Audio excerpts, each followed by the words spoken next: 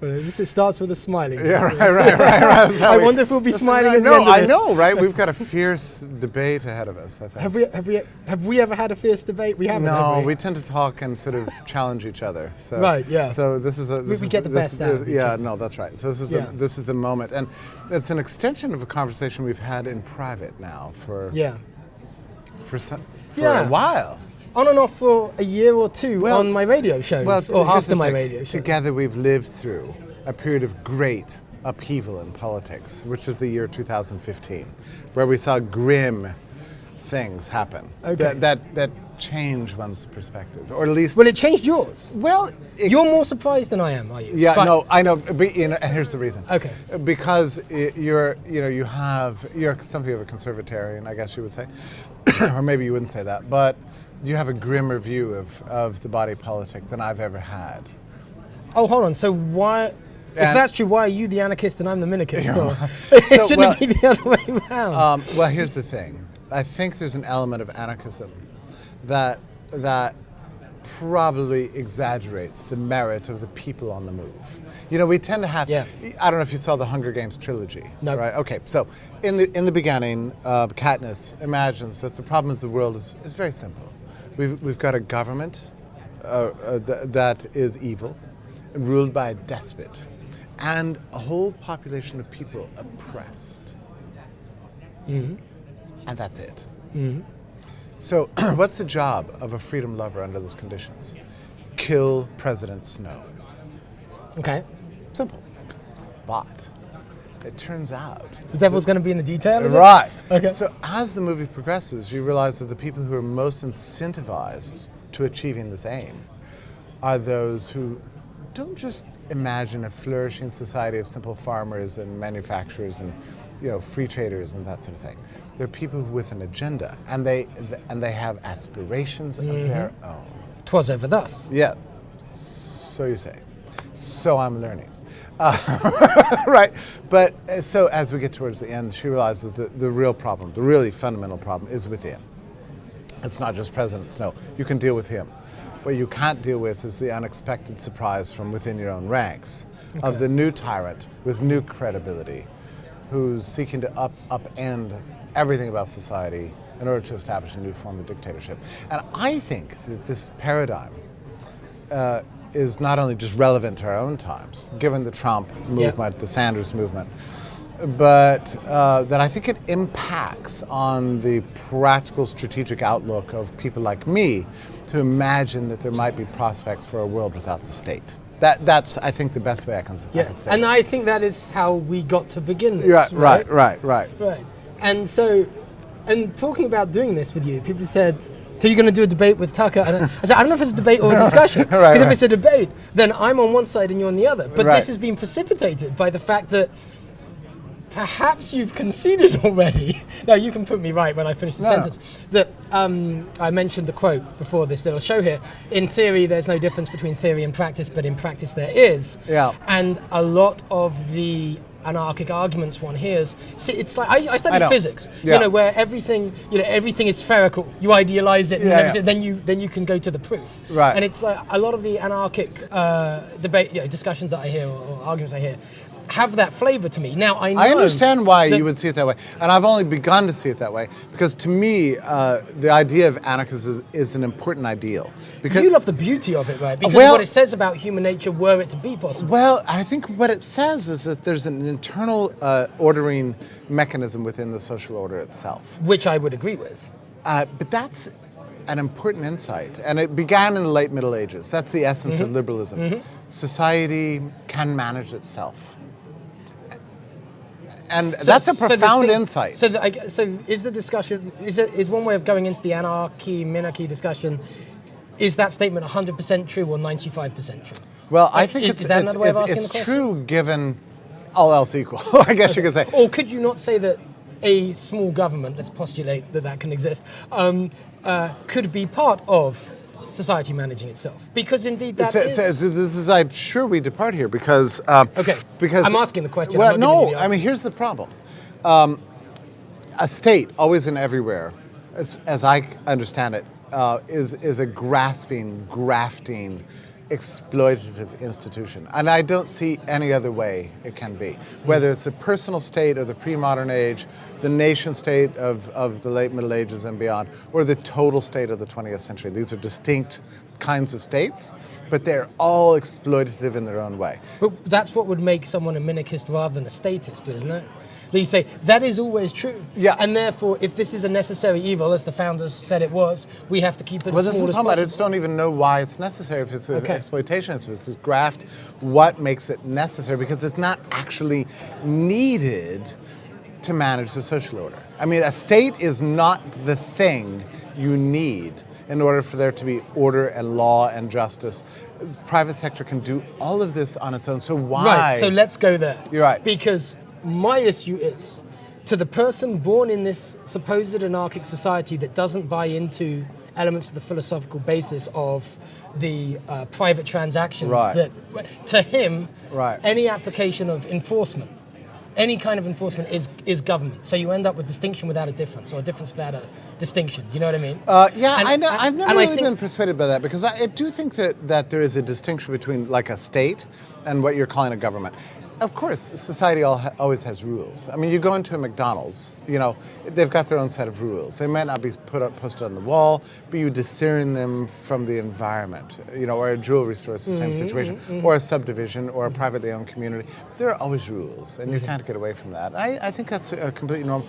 That's different from a state. A state is a distinct thing. It's exploitative in all the ways I think people understand, you know.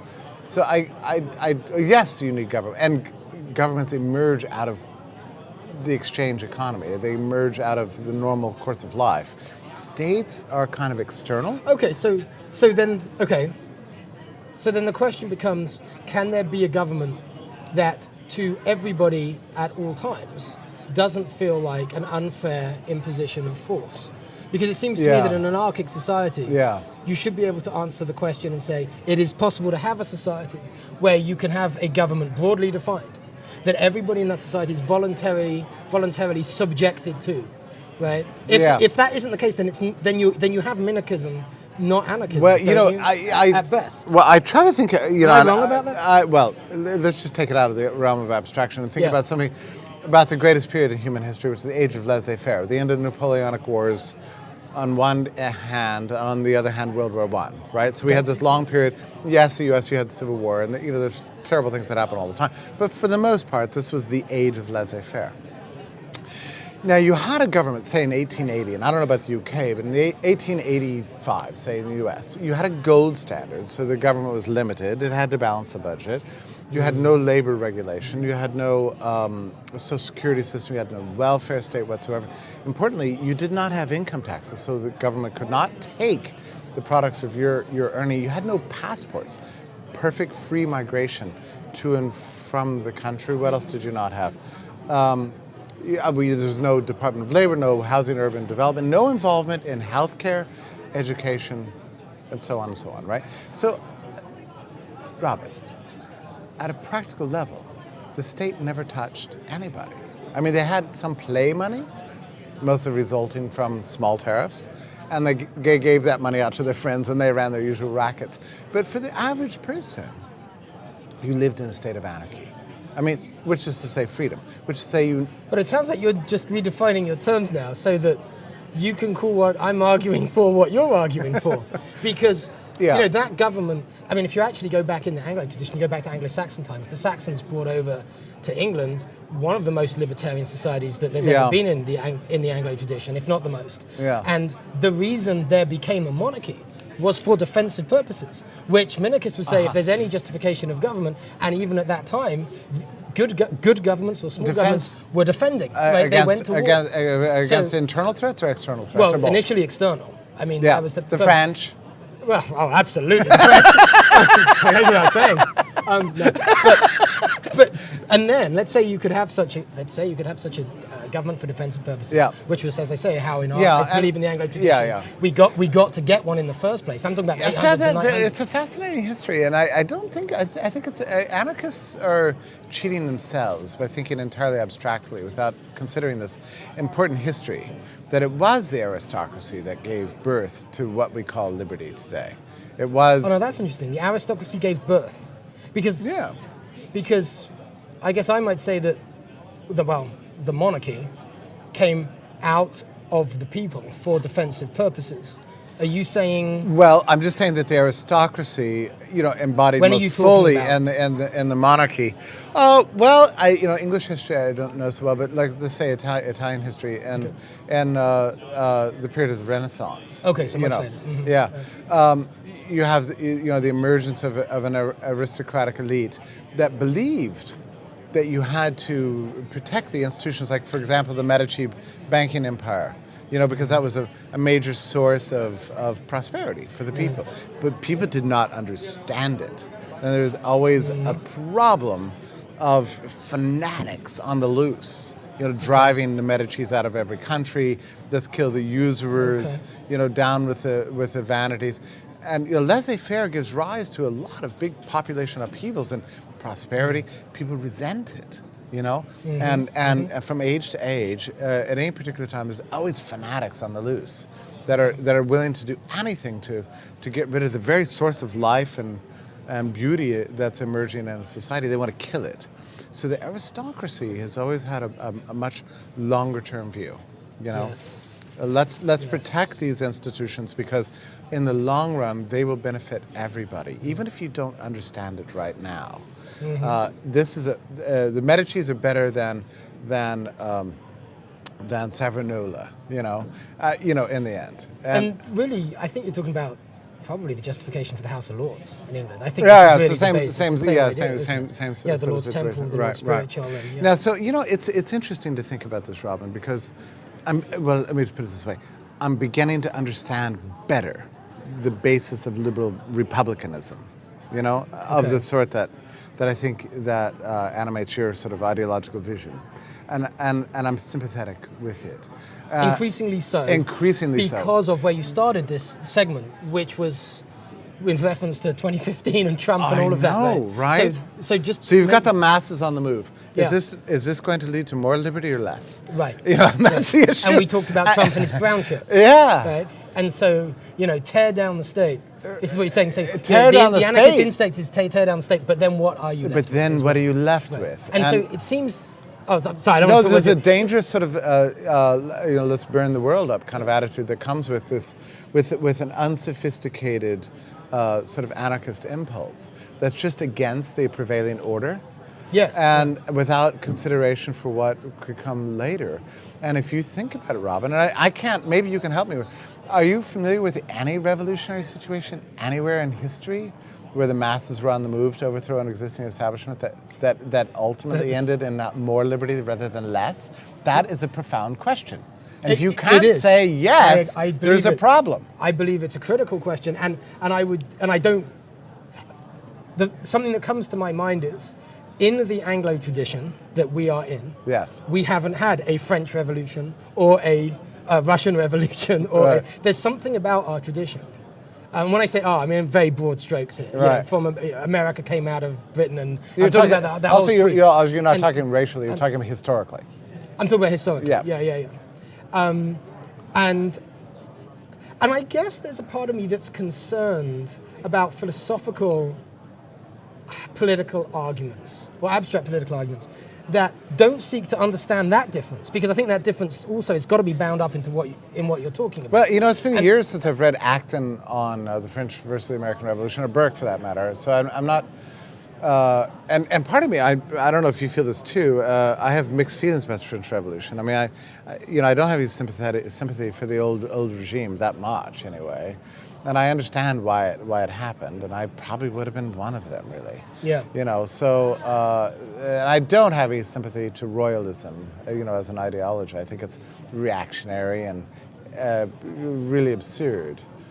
On the other hand, that's interesting, because it's been said that every nation, every society is a monarchy. It's just a question of to what extent. Right, because there's always someone that I've never heard anybody say that but you, but okay. Probably by the end of this little discussion, I might even remember who said it. Okay. And so the question is, to what extent?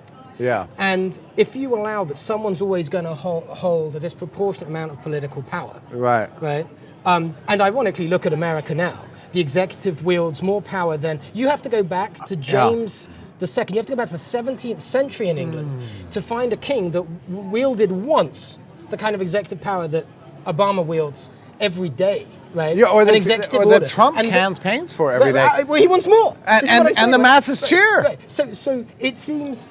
And so there's some genius. I don't know that we're going to discuss this, but I think there's some genius, maybe accidental, about...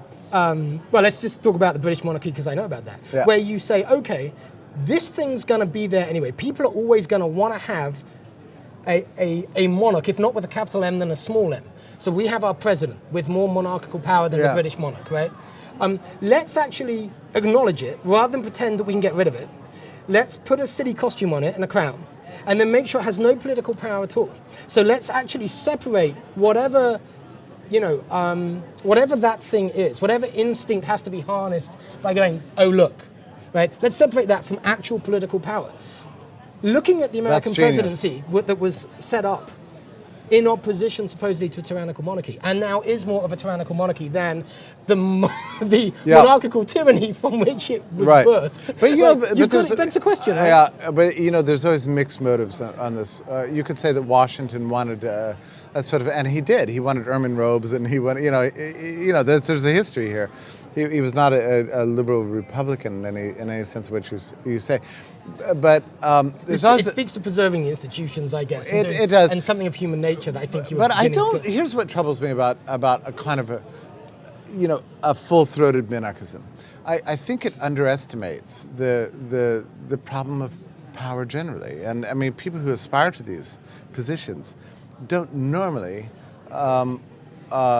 Freedom is not the first thing in their mind. But that can be said equally in an anarchic society, really? And you still have to.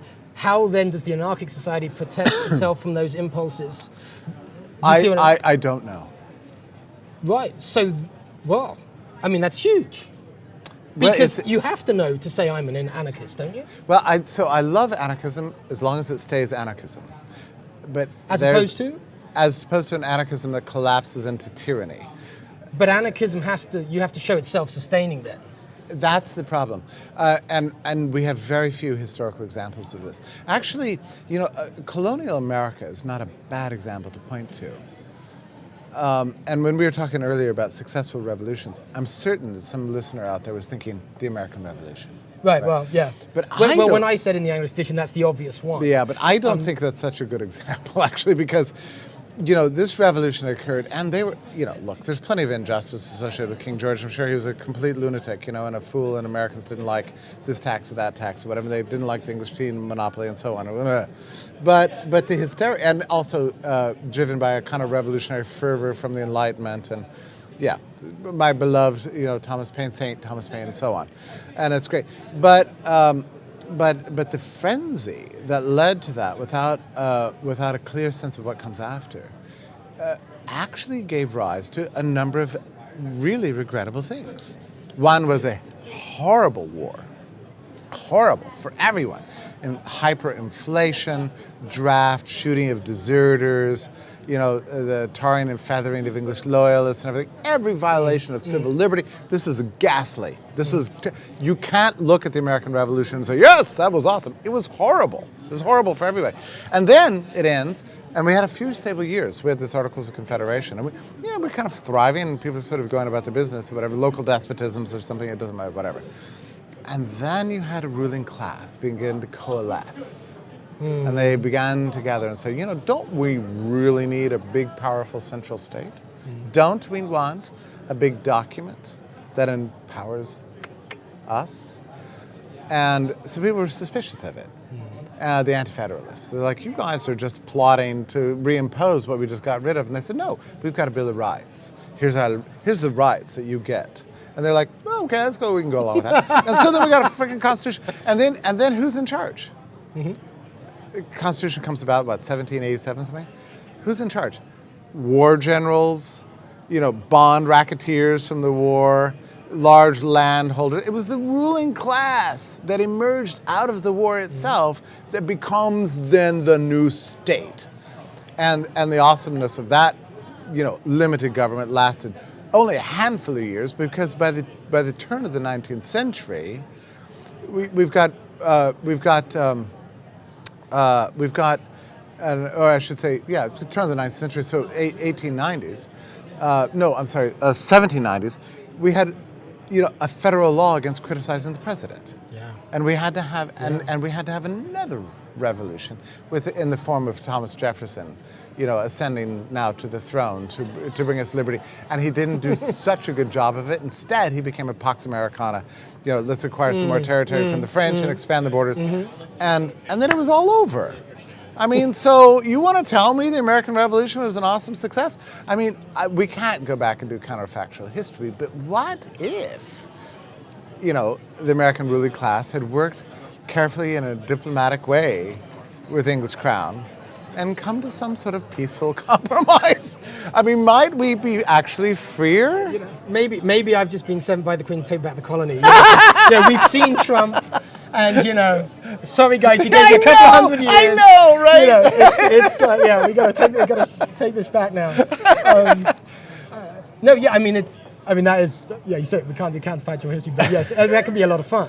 I mean, one thing that's worth saying about that, perhaps, is though that the Americans tend to have this idea that America, as I say, was set up in opposition to this tyrannical other. And I know. And the rhetoric is extraordinary. It's 180 degrees wrong, mostly. The rhetoric? History. That history, yeah. There was a French philosopher that said, part of being a nation is getting your history wrong. And that's deep. I think it's deeply true. And I actually think, here we are at the International Students for Liberty Conference where we're doing this, right?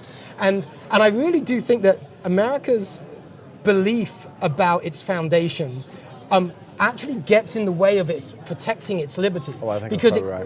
Yeah.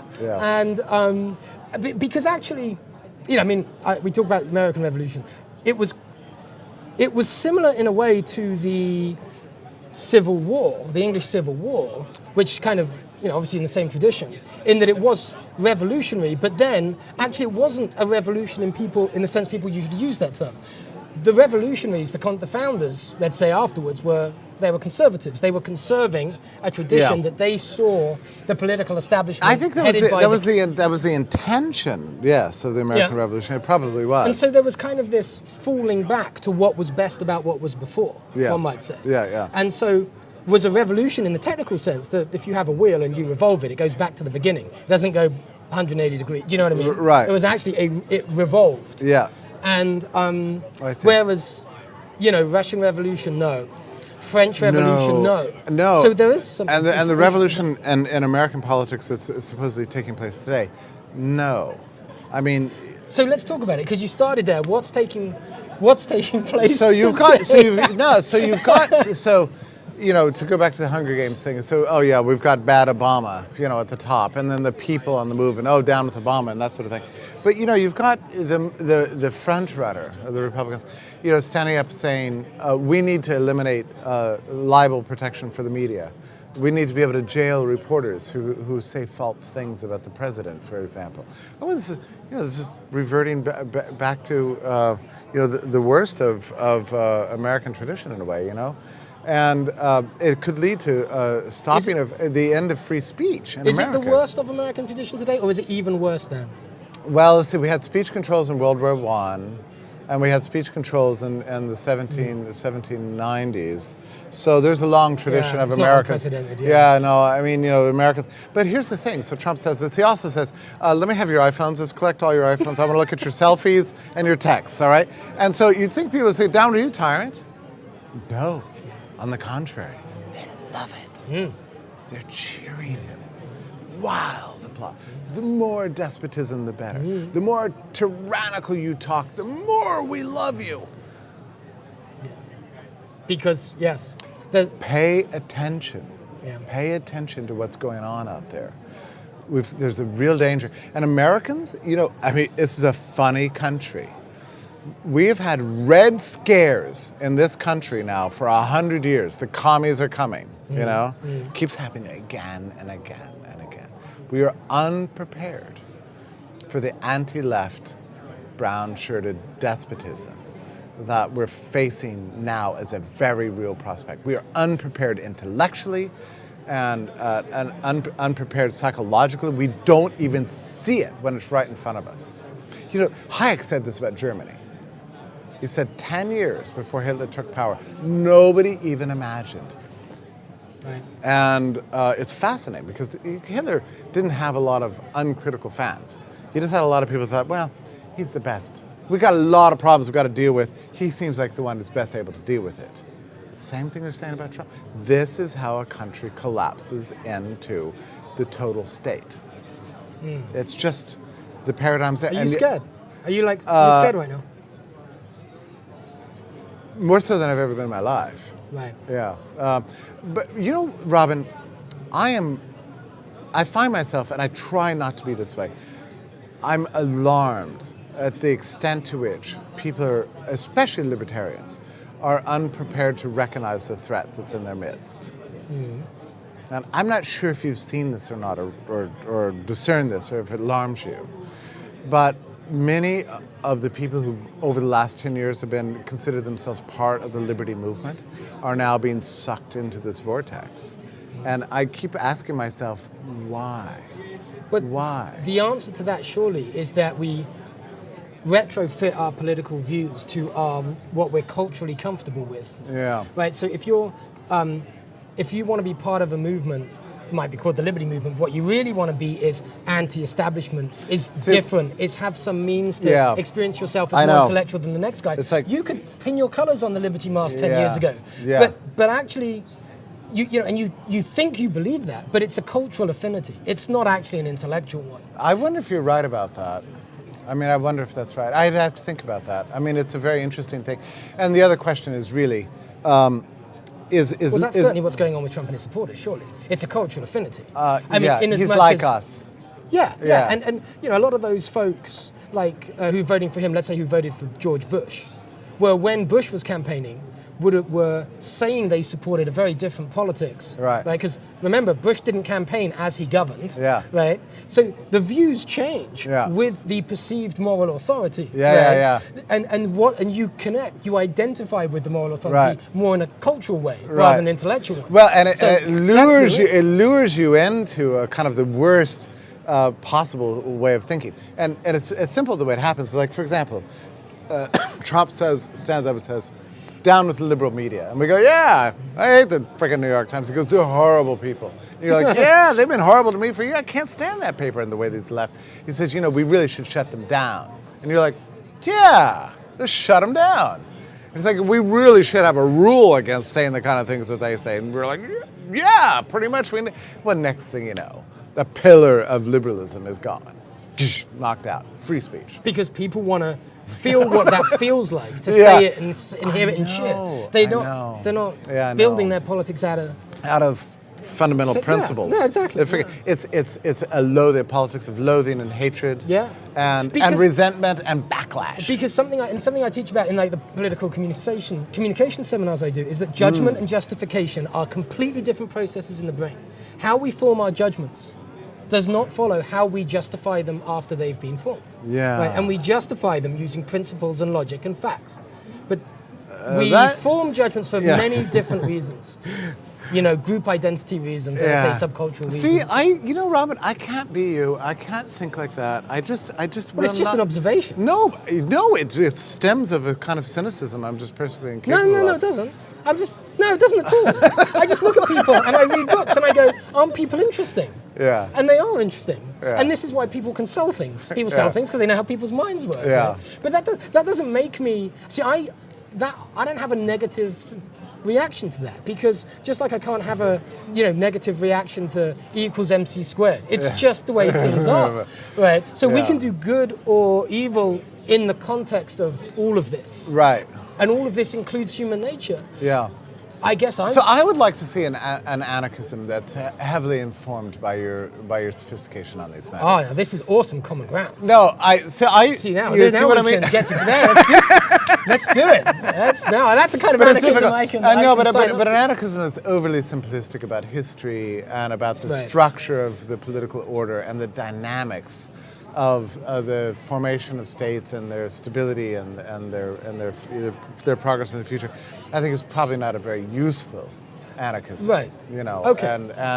And I feel like that's where I'm going with my. So what will it mean when Jeffrey Tucker says to me next year at the Yeah. Students for Liberty Conference 17, says, "Oh well, I am an anarchist." What will he mean then? Because it's going to be something then different from what he meant maybe back in. I think my anarchism really comes down to the. I have a burning conviction within myself that people are capable of ordering their own lives. Which I share. Yeah, but that's really what it is, and I think it's an important insight. I mean, the reason. But there's a huge. Sorry, I know I'm interrupting you a lot, but there's a huge step from acknowledging that and saying, therefore, a society can be built without a government. I mean, there's a million. Yeah, but look, I mean, the problem with minarchism is it quite often isolates the locus of responsibility for the existence of civilization within a band of thugs that happen to be running a government. The responsibility for the existence of civilization? Yeah. Who's playing that at the door of government? Well, I think that's what I read in Hobbes. He's like, unless you have a state, everything's falling apart. I mean, maybe my reading is wrong, but that's what I've always understood from minarchism. No, you're right. Minarchism. Look, my mentor, Ludwig Mises, and I adore him. His biggest fear was a society without state. And I think he was that's wrong. interesting. He was wrong about that. I think he was wrong. I mean, it's like, why are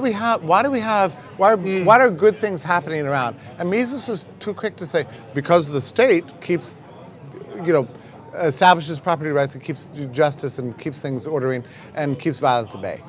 And I'm not sure I think it's wrong. I think the reason why things are groovy is, right? That's the question. Because we're groovy people. Yeah, because we figure out ways to get along. Yeah. That's what my anarchism. So I've pressed you to kind of pin down your anarchism. So I now need to clarify when I've been using minarchism very loosely, and you're talking, I think, about kind of almost like an actively held philosophy, something to actively move towards. Yeah. And that's not what I mean. I was just meaning a concession that I guess I don't believe that I've heard a coherent argument that convinces me that there is a practical society that is stable, that works with I'm not sure no government. Right. So I'm just saying, because I can't get that far, I'll just use this word minarchy instead. Yeah, there's going to be something, and I'll try and make I understand. That's all I'm saying. And let me just tell you something. And I just want to make you feel uncomfortable here, just really quickly. Just to be fair. Yeah. Here's the problem. Every time you get a state, it grows. It is in the nature of the state to grow. There's no doubt. What do we do about it? I mean, we have not come up with any kind of technology, any kind of document, any kind of system of representation or voting or you name it, that's been able to stop this problem. Well, what do you do about this? I actually see that's interesting that given everything you've said about people, I think what you do is what turns me on, really, which is you have to educate the people to take their responsibility to put the government in its box. And what is that? What is that? Is that cultural? Inform the discretion, as Jefferson said, right? Yeah. Is that cultural? Yes, because ideological, everything is, right? cultural. Culture precedes politics, right? And you think it's an educational thing. Yeah. It can be done, but what we're educating is about the very same human nature. Yeah. We're just talking about human nature, aren't we? That you were talking about earlier. So what's interesting about what we just said is that would be true under anarchism too. Yeah. I mean, so we are both like seriously, deeply convicted about the need for a population that loves liberty. Yes. And if you don't have that, whether it's anarchism, minarchism, it's going to become very bad. It's going to become tyrannical. It's going to become despotic. True. Yeah, and whether anarchism or minarchism. So we made the whole discussion completely moot. No, but I mean, but I think it's a very important thing for us to agree about because that's more than enough to occupy the whole of our lives. Right. You know. Yeah, we're working on it. Right. Yeah. Right. Yeah. My anarchism initially stemmed from the sense of the impossibility of a limited state. But now I see from our discussion here today that you could easily come back to me and say, okay, you're right. You can't limit at least we've never been able to limit the state in a successful way, but neither have we been able to establish a stable anarchism. So it kind of like that cuts both ways. And okay, so good, so I like that you said that because it does. And the impossibility of, whatever phrase did you just use? A limited state? Yeah. it's impossible if you imagine that that limited state has to be static in its limit, right? Rather than in tension with the people pushing back on the state. Maybe there's a dynamic equilibrium, and maybe that's the best we can do. And if you read the Federalist Papers, that's what they claimed they were doing. You know, whether that's true or not, I just don't know. Well, and actually, if you read the Declaration of Independence, it kind of sets it up that way, right? It does, right. You know, so the problem is the same. The problem is the same whether it's a small state or no state. You've always got a threat of tyranny just right around the corner, and the only way to combat it is with an educated, dedicated population that wants to preserve rights and liberties for the whole of society. And without that, all bets are off. With it, maybe it doesn't matter that much. Yeah, I mean, maybe that's it. You know, maybe that is the debate resolved, right? But I've been thinking a lot about just, you know, and do you do these mental experiments where you say, what if I lived in the English Civil War? What if I lived what if I was in Florence in 1599, you know, with the rise of Savonarola and so on? And I do this mental experiment with myself. What if, you know, I was in 1885 and I had an iPhone? You know, you'd rule the world. That's what you would do. You'd be dictator. You wouldn't be doing this liberty stuff. That's true. That's true. Although there wouldn't be much on the internet because there'd be nobody else. No, you'd be like looking at there'd be nothing there. Nothing to go Google search, nothing. Except for the articles you wrote. Actually, very like what it's going to be once the NSA get their back door and wipe it. You can dominate Google. You type an article, Google it, and you'll be there. Anything you type in brings you back. You know, the number one Google result no matter what. But here's the point. I think that I would feel free. I think I would feel free. I mean, if my income wasn't, you know, taxed, if I didn't have to file a tax return, if I could leave the country without a passport, if I could make a contract with an employer to work at any wage I wanted, work however many hours I wanted, if I could become a doctor or a lawyer, just anything, I could sell anything, start any business anytime with no regulations, no rules. There wasn't, you know, Social Security, payroll tax, or an educational system that was dominated by, I would feel in every practical way free. That makes a lot of sense. Would you trade here now for that? Institutions, I would, not technologies, right? Yeah. But I would. And I'd like to believe that in 1885 I would still be a wild anarchist. But I think probably there wouldn't be a whole lot to complain about. I mean, there would be the periodic, you know, invasion of the Philippines or something like that. But, you know, but you know what I mean? I mean, from a practical point of view, you would experience freedom in ways in which in our lifetimes we never have. And that's a beautiful thing. And I think it's a viable thing to hope for and shoot for. As I say, the state of 1885 was racketeering, it was grafting, it had infrastructure, you know, scams going on, all that. That's what you get with governments, always. I think about that generation. I mean, but again, I would just say, you know, and when I hear about the ANCAPs talk about whatever mechanisms they have for enforcing whatever they're going to enforce based on the property rights that apparently everyone is going to share a conception of, which is going to make this whole thing work. I bet you would get in those institutions, because they would be institutions of a kind, you would get the same things. You'll get the same, because you've got the same human nature. You're certainly never going to erase from the human mind, you know, the reality of the state any more than you can erase from the human mind the reality of religion. I mean, the idea of the state is baked into our experience, multi-generational experience of what it's like to live a civic life. So, the idea of the state will never go away. And you're right, there always will be somebody out there ready to create one, you know. What I was saying is, even if,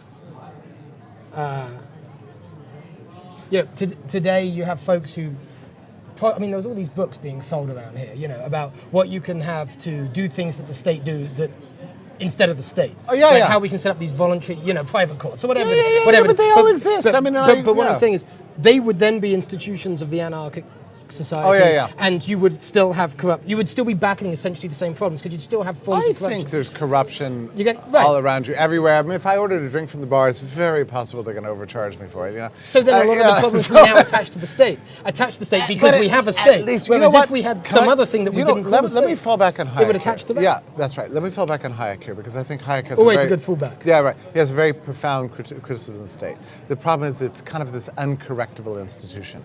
It's too institutionalized. decentralized. It takes rules and embeds them in systems of violence that are impervious to change. They don't evolve with the social order. They get stuck, and then they pull us back. That's true. And that, I think, is a very powerful, and I think ultimately my most beloved criticism of the state, because it's what I see all around us.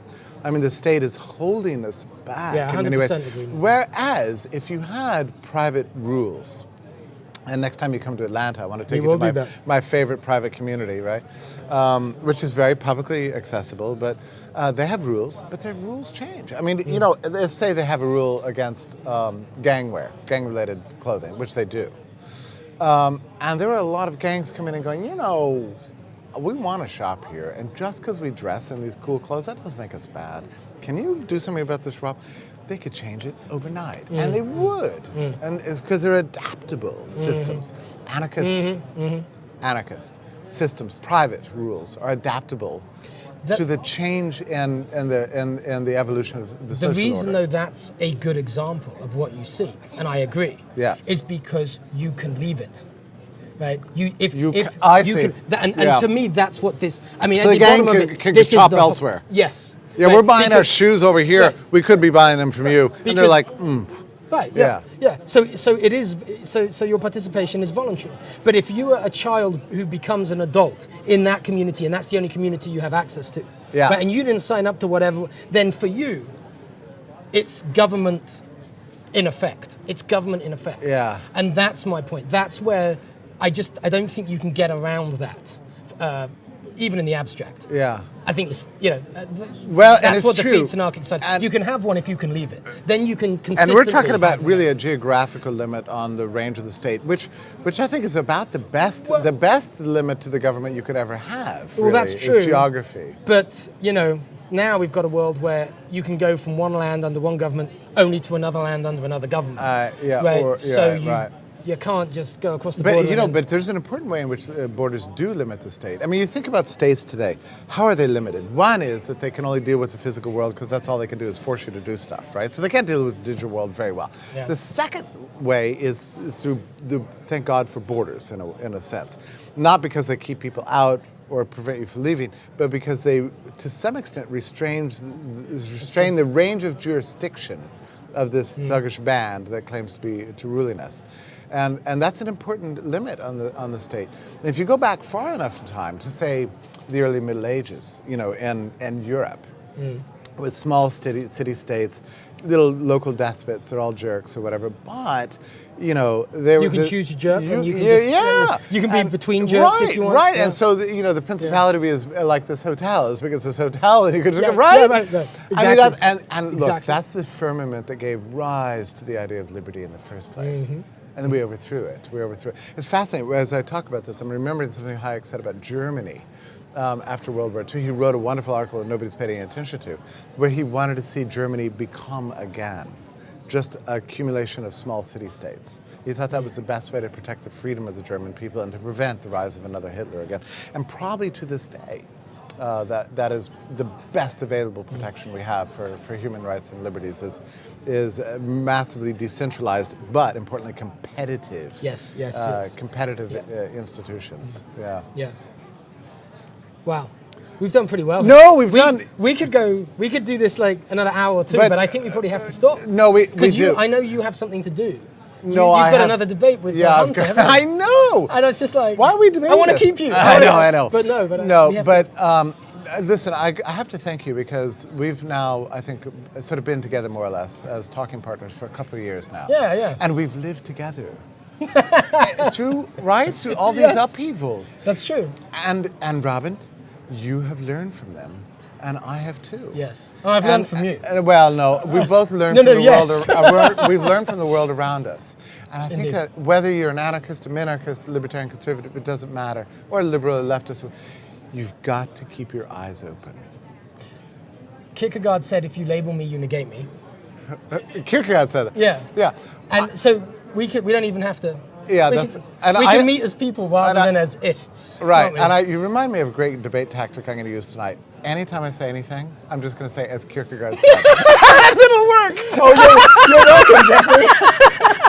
This was a Thank pleasure. you, Robin. Let's do it again Always. next year. Okay, All right, awesome. cheers. Thank you, my friend. you.